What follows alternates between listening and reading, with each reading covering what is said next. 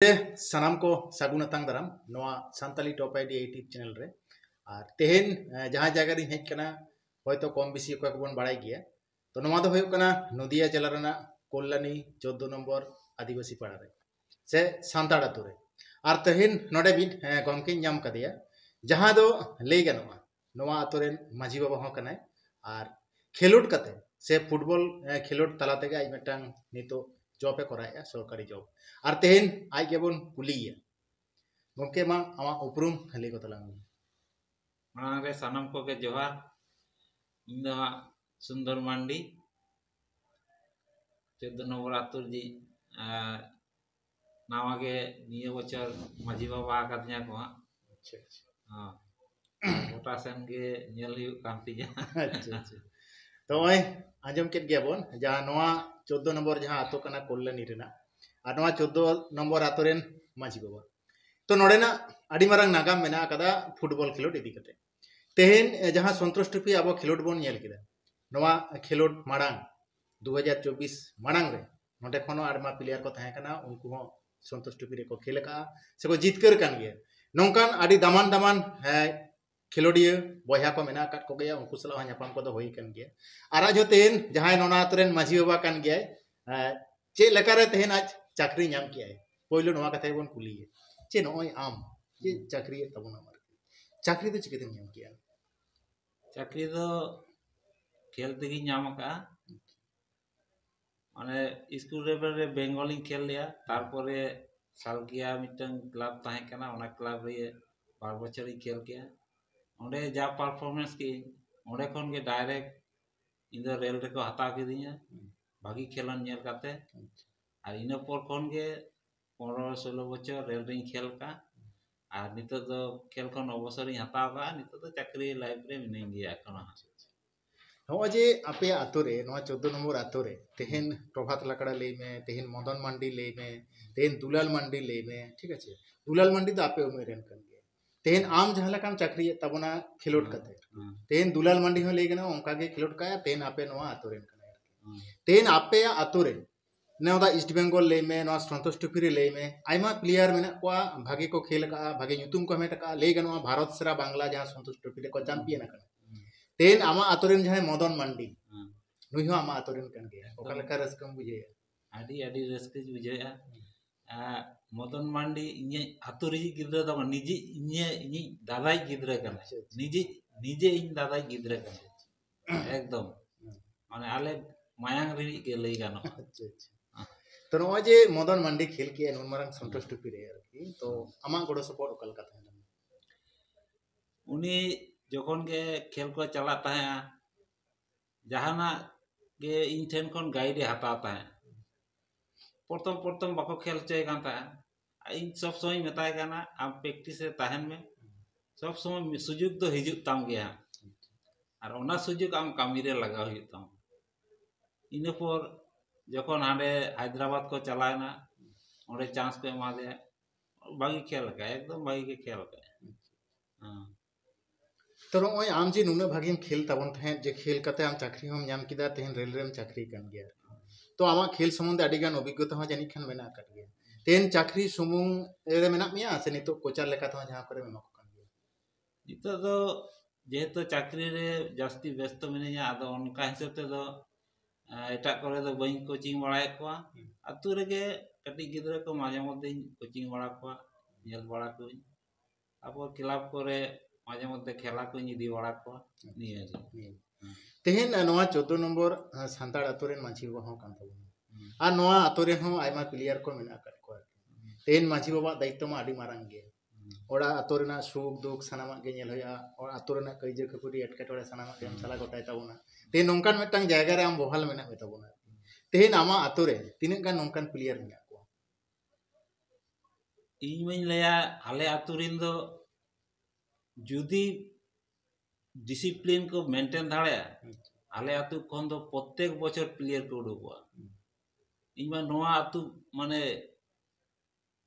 जे ले नोआ आतु रे जा प्लेयर को उडुको कना प्रत्येक बछर जुदी आरो डिसिप्लिन को ताहेना आरो जुदी मि सांते को ताहेना नोडे खन दो प्रत्येक बछर बछर भागी प्लेयर को उडुकवा किंतु गिद्रा को bako maintain daᱲᱮᱜ ᱠᱟᱱᱟ ᱱᱤᱡᱮᱛᱮ ᱟᱨ ᱛᱤᱱᱟᱹᱜ ᱤᱧ ᱞᱟᱹᱭ ᱠᱚᱣᱟ ᱟᱠᱚ ᱱᱤᱡᱮᱛᱮ ᱡᱩᱫᱤ ᱵᱟᱠᱚ ᱵᱩᱡᱟ ᱡᱟᱦᱟᱸ ᱛᱤᱱᱟᱹᱜ ᱞᱟᱹᱭ ᱠᱟᱛᱮ ᱦᱚᱸ ᱵᱟᱝ ᱥᱚᱡᱷᱮ ᱫᱟᱲᱮᱭᱟᱠᱚᱣᱟ एकदम तेहन आपे लेकन जहां नम्बरन खिलोडिया को से आतो रेन माझी बाबा लेकाते मेना मेता बोना नवा आतो रे तेहन आपे कोरेन गिद्रे को जहां तेहन भागे भागे क्लब करे को खेल कना ले गनो ईस्ट बेंगल करे से मोहन बागान करे से आरो अदर्स जहां तिने क्लब को मेना नवा करे को खेल कना तेहन आपे नवा आतो रे तिने गान खिलोट करे चाकरी को ᱧᱟᱢ का खेलोट काते चाकरी दो मिटन उनी दादा हर मेनाया दुलाल दा जहां लay के अभी उनी ᱧᱟᱢ का और अलिंग गिलिंग ᱧᱟᱢ का और नितो हा जहां बाइपो मने मदन मांडी उनिया कथा आंजमक कना जेहेतु उनको को पुलिस रे से चेर हा चाकरी को एमा कना अडी आंजम काते भागी बुझे कना जे नोडे कोन आरो चाकरी ᱧᱟᱢे को खेलते अडी नापाय बुझे कना तो नोय ले गनो आमो खेल कते के खिलोट कते के चाकरी दम ᱧᱟᱢ का तो नोय जे आम दो रेल रेम चाकरी कना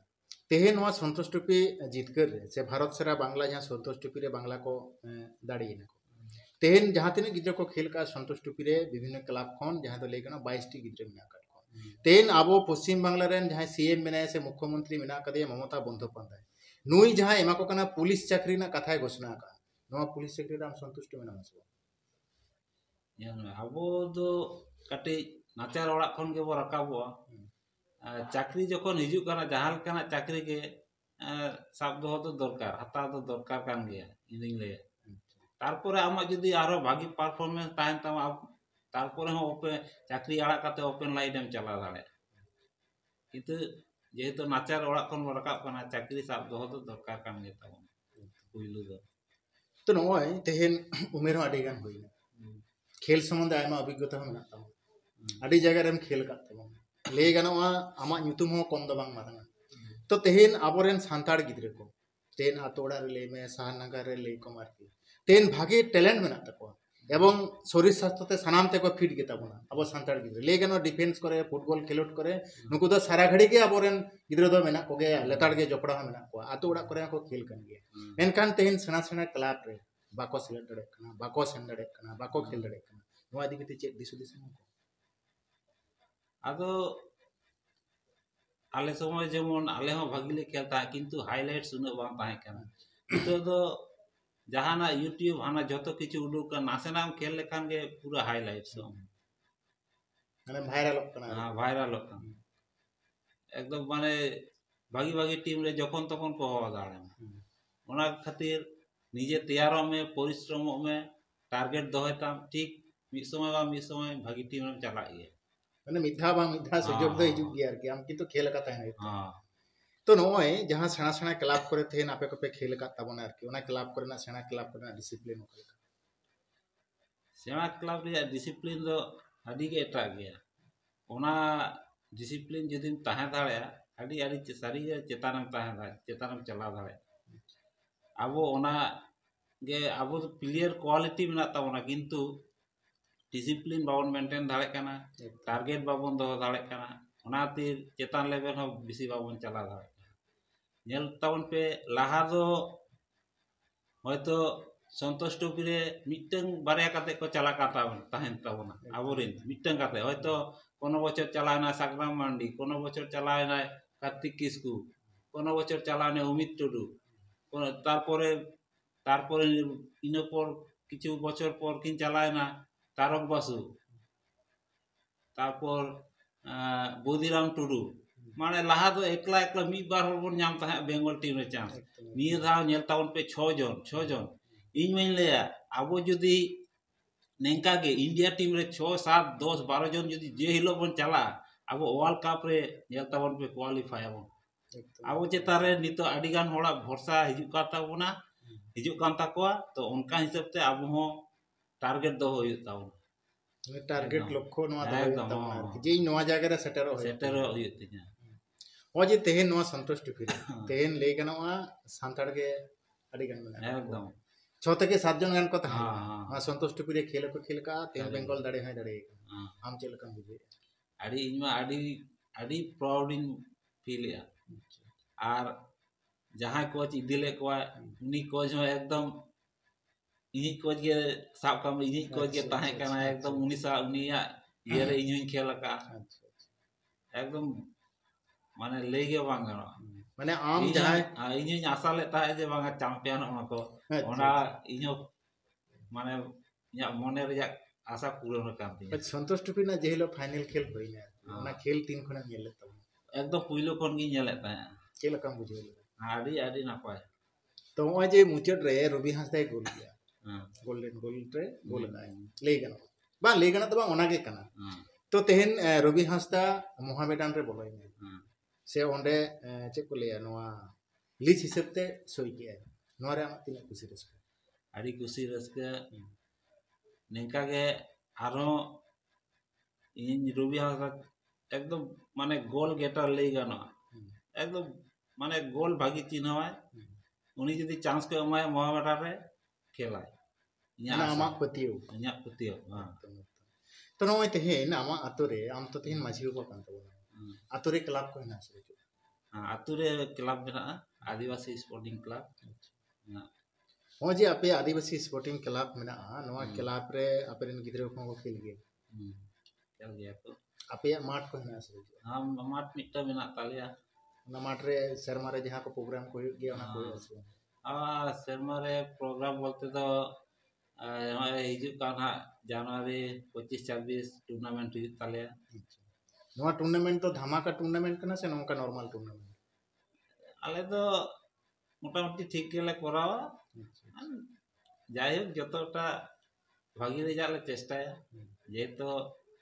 আলে হলে খেল কাগা তো যাতে টুর্নামেন্টটা ভাগি করাও গানা ওনা গেলে চেষ্টায়া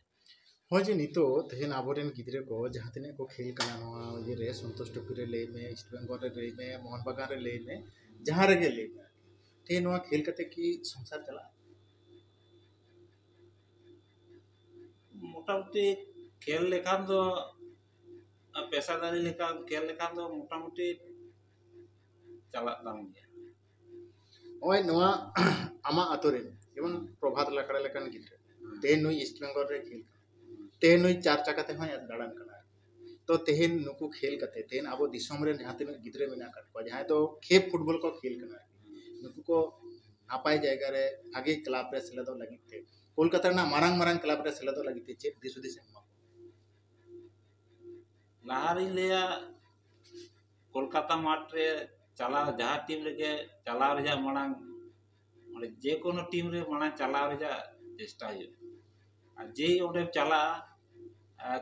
फार्स्ट टारगेट टीम रे बोलो रे जोतोटाम दाड़ेया कटी सीजन रे जेहेतु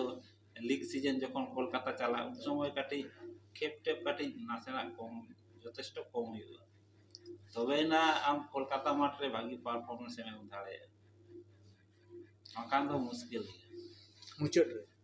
तेन माझी बाबा लेकाते आम शर्मा मेना कर मिया नवा चेतन बोर आतो तेहन गोटा दिसम दुनिया रे अब सांतार को चेतान आदि रकम नाहाचार अत्याचार नवा को जेलो कान गया आम ओकामिन ते मिले तो आदो नवा को मा जेल मा ठीक के बांग नेलो काना आदो जतोटा बन दाड़ेया जहाँ बड़ी को हजू कान ताबोना अब चेतान नाहाचार को ओना को जतोटा बन दाड़ेया मिले में से टिकाव दाराम रे बन चेष्टाया नवा तो तेहन आंजम के तबना पे जे नवा 14 नंबर आतो जहां नदिया जिला रेना कोल्लानी रेना 14 नंबर जहां आतो कना नवा आतो रेन गे नी गमके कना नुई दा आडी पहिल कोने खेलता है आर खेल कते के जहां रेल रे चक्री नाम का आर तेहन नवा आतो रेन गे आयमा फुटबॉल खेलोडिया बया को मेना काट को तेन उनको अको ईस्ट बेंगल रे अको संतोष टुकुरी आरो मारांग मारांग क्लब करे को खेल कन गया आया मोचा खन बन आंजम के गया तो तेहन आबो को जहां लेका बन नेला खेलोड आडी हड़ को ले गया जे बाबू बॉल दालम खेला बॉल खेलते तो चेड हुआ नवा की सरी नवा दो लाहा रिन आय बाबा जुदी को लेया ताले माना ताले उनको दो तीसो निकाना बको घटाव का किंतु नेतार रिन आय बाबा तो को लेया बांगा आम बाबू खेल में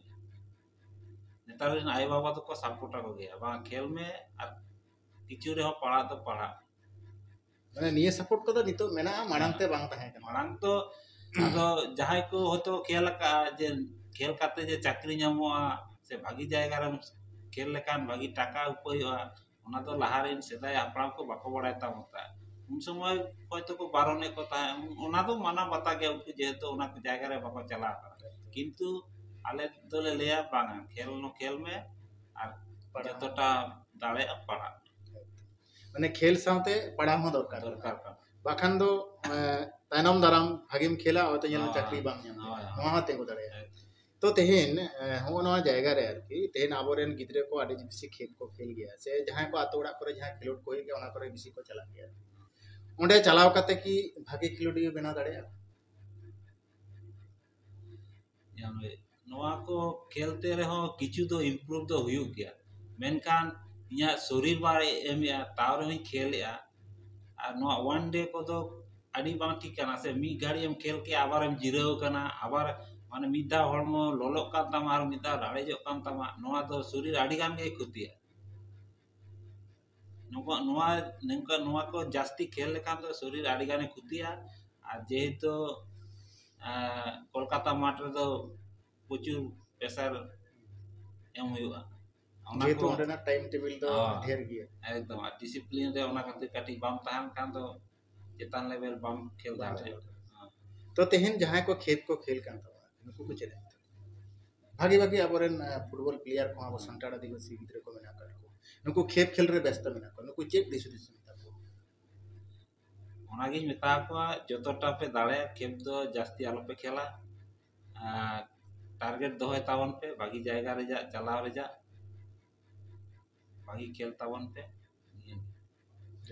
तेहेन हो जे माझी बाबा लेकाते नवा आतो रे मेना कर में आपे नवा आतो रे आरकी माझी बाबा को साथे जहां गोडेत को पारानिक को जहां नंका एना को जतो गे मेना को नोरे माझी जग माझी पारानिक गोडेत नायके जतो गे मेना आपे नोडेना जहां बापला भांडान जहां को साना हर पे शुरू किए हां अवश्य साना में शुरू जाक जमक सामी के जतो किछु दिन मारांग आरो आपे मेटा मारांग ये मेना जहां तो ले गनवा जांग बहा हां ओना तो तीन ओना तो हिजु कान 17 जनवरी जिलिंग दहार लेकाते सानाम जहां को जांग बहा को दोहो का तकोआ ओना को जांग बहा तु को चला हिजु कान 17 तारीख ओना तो होय जे आपे नवा इलाका रे जहां तिना सांताड़ तो मेना बाड़ाय कना जे मिद दिन तक जांग बहा को हां नवा सारी कथा मिद दिन ते जांग बहा को बोहिला साकरात दोसार बासिंग से मिद दिन पोरा तो होय जे मिद दिन ते जांग बहा बोहिल नवा तो ओका उजेर खन तो नवा तो आगु हुयन गया अदो ओना तो सेदाय हापराम को जहां को ताहे कना उनको को मने ले होयतो जे एकला एकला तो चा बोन चला सनाम को मिद दिन नेडा गोड़ा काते जे बोन चला दिया बोन जतो हड़ा ओना काते के हे कना होयतो होय जे आपे जांग बहा बोहिल मिद दिन रे नवा इलाका रन जहां तिना को बोंगा तला कना उनको को जांग बहा मिद दिन ते बोहिल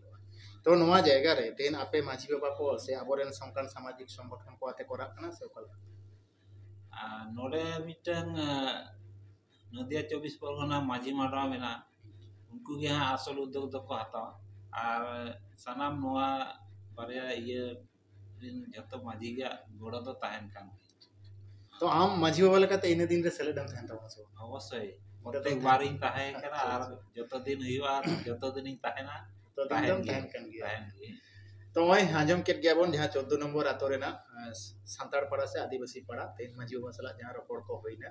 तो तेहन आबो साना मडबन बड़ाय गया जे आबो आतो कोरेना ओका लेका हाल ओका लेका चेक अवस्था चला कान गया तेन आबोरेन फुटबॉल प्लेयर ले में तेन आबो गिद्रे को ले कम तेन सानामा आज होय नेल सामटाइट गया सा आज दिसुदिस को दे चला कोन गया तेहना जहां कुकली रपड़ 14 नंबर आतो रेन माझी बाबा सला आपे ओको ओका लेका पे बुझियो के तबोना सानाम को गे कमेंट तलाते बे ले तबोना आर मान खान तेन का लेका तो सानाम को इ पाटा से कोन गॉड आर एजमार मा तले जवाब